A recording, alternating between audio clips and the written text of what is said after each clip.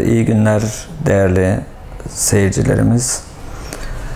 Bugün karaciğer sirozu ile ilgili kısaca size bilgi vermeye çalışacağım. Karaciğer sirozu dünyada önemli bir problem. Ülkemizde de çok sık karşılaşılan bir organ yetmezliği. Karaciğer sirozu ile ilgili bazı bilgiler vereyim. Bilgilendirmek amacıyla bu videoyu çekiyoruz.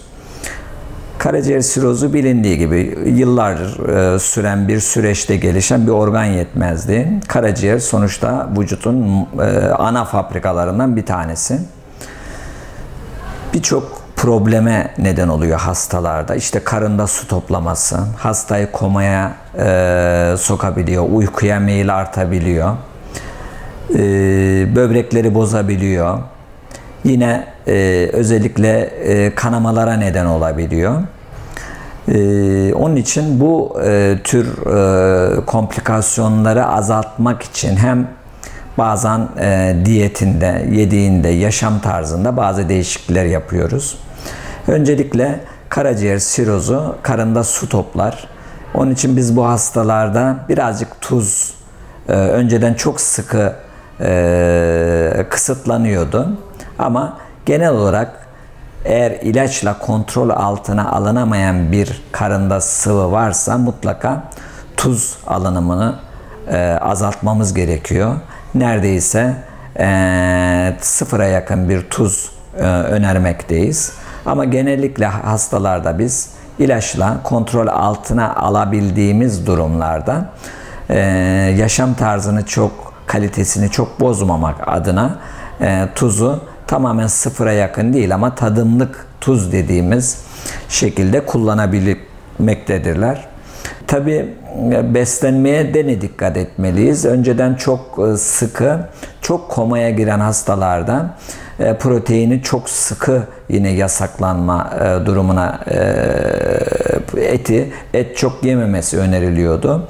Fakat son çıkan bilgilerle yine ette de çok kısıtlamaya gidilmemeye, yani kurban etinden kurban kesebilir, kurban etinden yiyebilir bu hastalarımız. Ama sık komaya giren hasta grubumuzda birazcık proteini daha az alması yönünde tavsiyeler de bulunuyoruz. Karaciğer yetmezliği bizim ülkemizde genellikle bu mikrobik virüslere bağlı dediğimiz mikroplara bağlı gelişen bunlar sinsi katiller. Yani herhangi bir rahatsızlık vermiyor. 20 yıl vücutta kalıyor. Hasta da rahatsızlık hissetmediği için doktora gitmiyor. 20 yılda gelişen bir organ yetmezliği.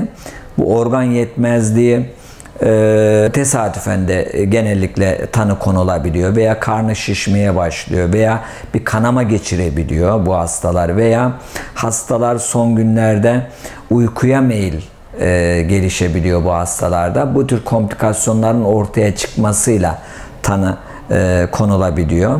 Orta ve ileri düzey siroz da tek tedavi dünyada karaciğer nakli. Karaciğer nakli deyince çok işte ütopik, çok ağır bir ameliyat değil ama ehil ellerde yapıldıktan sonra gayet hastaların %90'ı yaşama geri döndürülebilmekte. Karaciğer siroz tanısı konulan hastalar mutlaka 3 ayda ile 6 ayda bir karaciğer doktoruna, yani gastroenteroloğa, mümkünse de karaciğer nakli yapılan merkezdeki karaciğer doktorlarına kontrol olmaları gerekmekte, tedavileri düzenlemekte ve özellikle karaciğer sirozunun evresini hesaplanan puanları hesaplanarak karaciğer naklinin aciliyeti nedir, ne zaman yapılmalı, bu konuda hastalar bilgilendirilmeli.